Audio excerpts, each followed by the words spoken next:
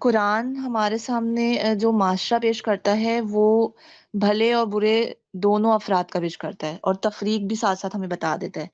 سورہ 3 میں اللہ تعالیٰ ارشاد فرماتا ہے لَقَدْ خَلَقْنَا الْإِنسَانَ فِي أَحْسَنِ تَقْوِيمٍ، اور ہم نے انسان کو بہترین ساخت پر بنایا ہے۔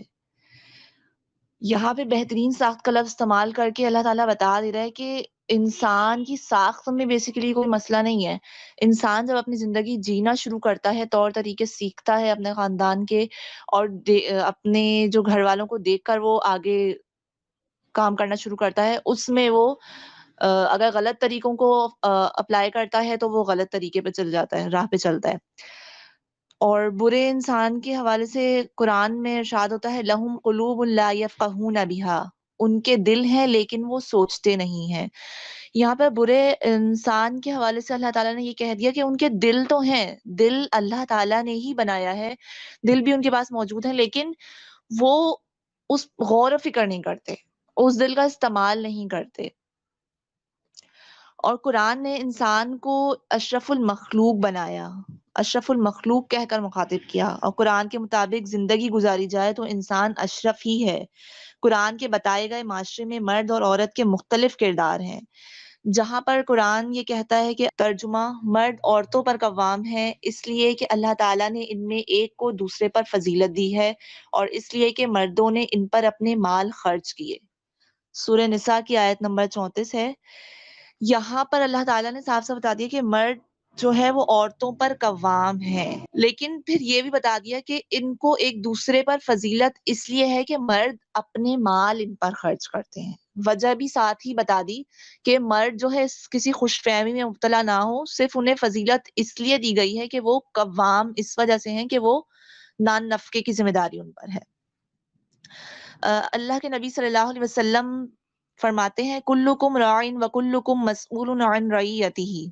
ایک اور حدیث ہے بخاری اور مسلم کی، عبداللہ بن عمر رضی اللہ تعالی عنہ سے روایت ہے، انہوں نے کہا میں نے نبی صلی اللہ علیہ وسلم کو فرماتے ہوئے سنا تم میں سے ہر آدمی نگہبان ہے اور ہر آدمی اپنی رعیت کے بارے میں جواب دہ ہے۔ چنانچہ امیر نگہبان ہے، مرد اپنے گھر والوں کا نگہبان ہے، اور عورت اپنے شوہر اور گھر والوں اور بچوں کی نگہبان ہے۔ یہاں پہ مرد کے لیے بتا دیا گیا کہ وہ اپنے تمام اہل و عیال کا نگہبان ہے، اور نگہبان کا لفظ استعمال اس لیے کیا گیا کیونکہ اس کا مطلب ہے نگاہ رکھنے والا، محافظ۔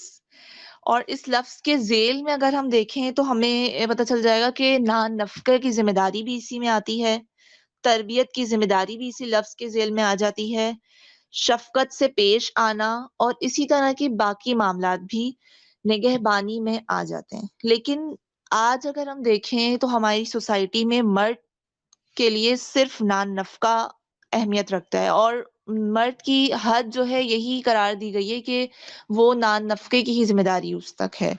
یہ ہماری سوسائٹی میں آج کل یہ چل رہا ہے، جبکہ قرآن نے اور حدیث سے جو ہمیں معلوم ہو رہا ہے وہ بالکل اس کے برعکس ہے۔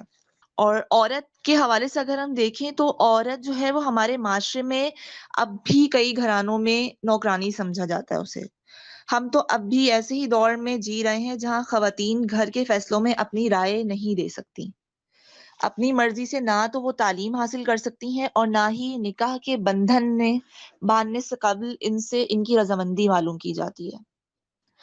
اچھا، ایسا ہر گھر میں نہیں ہوتا، لیکن بہت سارے گھر اب بھی ایسے موجود ہیں جہاں پر ایسا ہوتا ہے، اور اسلام کے نام پر عورت کو چار دیواری میں نہ صرف قید کر دیتے ہیں بلکہ اس چار دیواری کے اندر بھی اسے بات بات پر ڈیگریڈ کیا جاتا ہے۔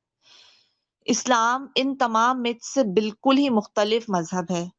جیسے میں نے ابھی حدیث ذکر کی جہاں مرد کو یہ بتایا گیا کہ وہ اپنے گھر والوں کا نگہبان ہے، وہیں مرد کی نگہبانی کے بعد فوراً ہی اللہ کے نبی صلی اللہ علیہ وسلم نے یہ بتایا کہ عورت بھی نگہبان ہے، کس کی؟ اپنے بچوں اور اپنے شوہر اور گھر والوں کی۔ اب اگر یہاں پہ ہم یہ دیکھیں کہ عورت بھی نگہبان ہے بچوں اور گھر والوں کی، اور عورت نگہبانی کیسے کرے اگر اسے ڈیسیژنز لینے کا حق ہی نہ دیا جائے؟ ہم اگر اپنے گھر میں دیکھیں کہ بچوں کی پڑھائی کے معاملات ہوں یا تربیت کے، بہت سارے گھرانے اب بھی ایسے موجود ہیں کہ عورت کی رائے نہیں لی جاتی۔ اگر عورت اپنی رائے دینے کی کوشش بھی کرتی ہے تو اس کی رائے کو اہمیت نہیں دی جاتی۔